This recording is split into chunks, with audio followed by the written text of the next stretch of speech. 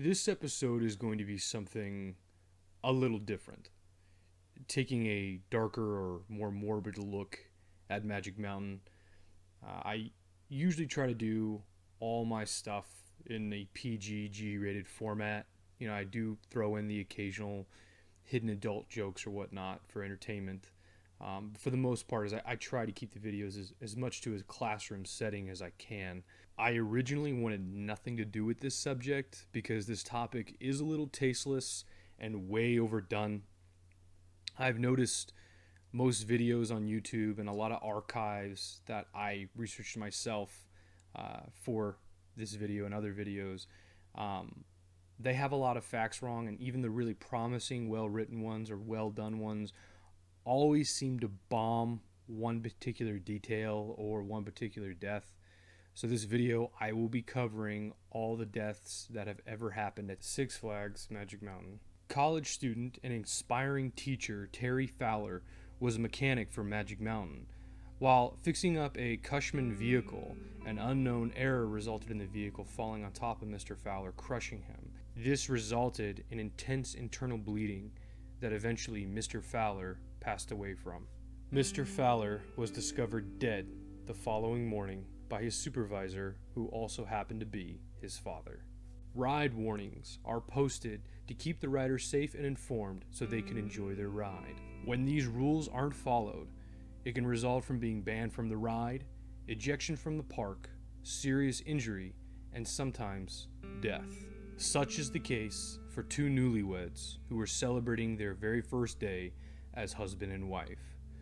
While riding Eagle's Flight on the track El Dorado, the cart carrying them fell 50 feet, plummeting to the ground. The husband died on impact, and the wife suffered serious injury. Based on witnesses' statements of seeing the cart violently shake back and forth, it was believed the newlyweds were breaking the main rule they were told before boarding the ride. On December 26, 1978, 20-year-old Carol Flores was celebrating the most with her family at the park while being on Christmas break from her studies to become a registered nurse. They had made the decision to ride the wooden coaster Colossus. While boarding the ride, Mrs. Flores made a comment about how her restraints were not fitting properly, something the employees had heard numerous times before. Still, Carol proceeded to stay on the ride, sitting next to her cousin, Matilda Sanchez. The lap bar never locked, and while going down the second drop, Mrs. Flores was ejected and fell to her death. She is survived by her parents, 4 brothers, and 2 sisters. This incident is still a fresh wound on the family, and Carol's sister spoke out about the tragedy in 2007. The site she is referring to in this statement is a community coaster site that dedicates to talking about rumors about theme parks or rumors of new rides coming about. She clearly was going through a ton of emotion when she wrote this. Please bear with me as some of the punctuation makes it a little difficult to read. I am here to make some corrections to this website in regards to my sister's death at Magic Mountain's Colossus. First of all, our last name is Flores, not Flores, as you have it on the website. And secondly, the coaster she was riding in should not have ever been used because it was not retrofitted with seatbelt like the other 3 coaster carts were. Knowing that months before, people complained about feeling like they were going to fly off the ride. So, after many years of reading ignorant people get every fact of my sister's life wrong, I feel I have to say something in her defense.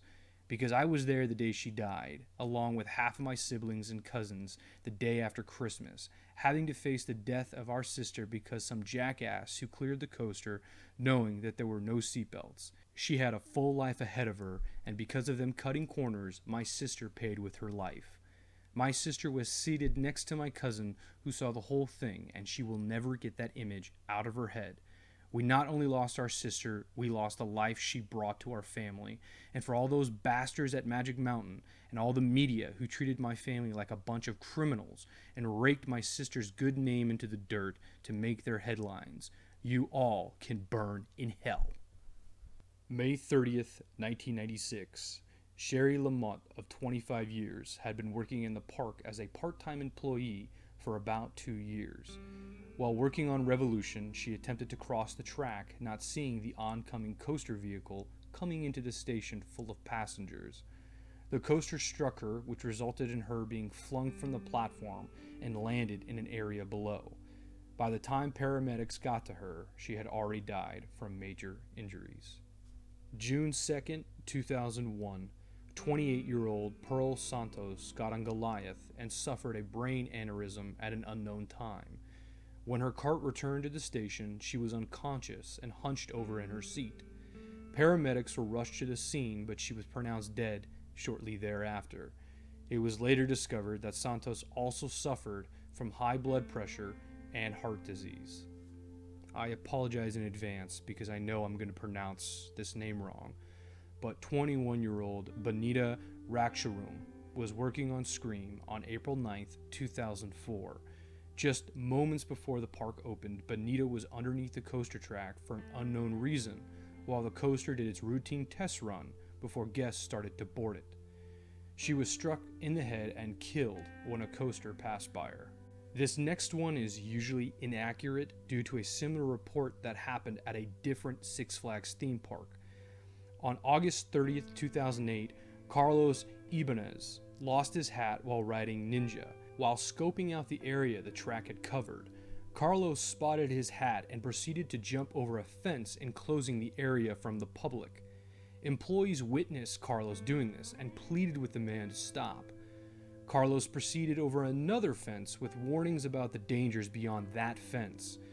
Once on the other side, Carlos was struck in the head from an oncoming cart from Ninja. He was transported to a hospital where he died of blunt force trauma shortly after. I've heard this story many times, but instead hearing it about being a different ride or the victim being decapitated. This is all wrong. The incident involving Carlos is exactly like I said. The report people keep getting confused with is an incident that happened at Six Flags over Georgia. I think the confusion comes from similarities of what happened and the fact that both incidents occurred 2 months apart from one another. But to clear it up, I will give a short, brief synopsis of what happened over Georgia so you can see the similarities and the differences. Basically, a teenager hopped the fence into an enclosed section of Batman the Ride in Georgia to get his hat. His head was struck by an oncoming coaster that ended up decapitating him. A girl who was on the ride struck him as well and had to go to the hospital for a leg injury. That is a completely different story that people a lot of times get confused with Carlos's story. June 12th, 2015. While riding Revolution, 10-year-old Jasmine Martinez passed out and never recovered. Still breathing, she was taken to a local hospital where she passed away the following day. The ride reopened after Martinez was airlifted out and closed again after her death.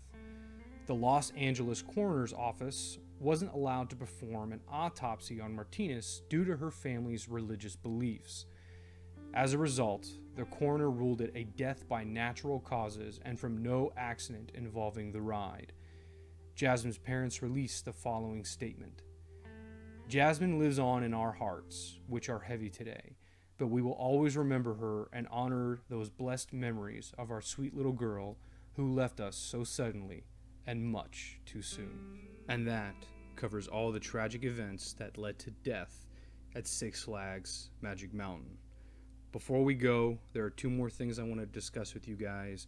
The first being 2 separate instances that I did not mention. One in 1978 involving an 8-year-old girl on the Dragon ride. She somehow fell off the Dragon ride and ended up being trapped under the cart and the track as it went down. She was crippled from the incident, but she did survive, unknown what exactly her injuries were.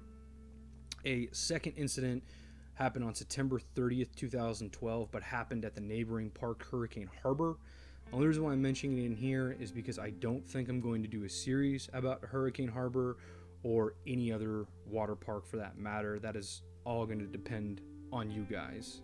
Basically, this incident involves a 19-year-old young man who pushed his way through a long line to a water slide and the lifeguard on duty, who basically tells you when you can go down the slide and when you can't, he pushed his way past him and went down this slide faster than you're supposed to. I guess he got a running start and ended up flying off the slide and landing on a nearby fence. When I first read this story, myself, among I'm sure many other people, basically thought he got shish kebabbed on the fence, but that's actually not what happened. Instead, he was rushed to a hospital with major injuries, but did make a full recovery.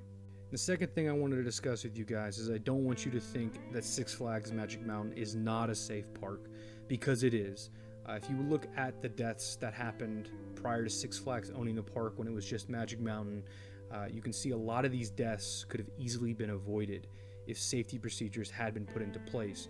But looking at the deaths that happened after Six Flags purchased the park, you notice a lot of these deaths happened after the fact Six Flags had put new rules or regulations in for both the guest and the employee, and that these deaths resulted in them violating those rules or not following or heeding to the warning of Six Flags. So much so that you can almost argue that the deaths that happened after Six Flags Magic Mountain are in no way Six Flags' fault.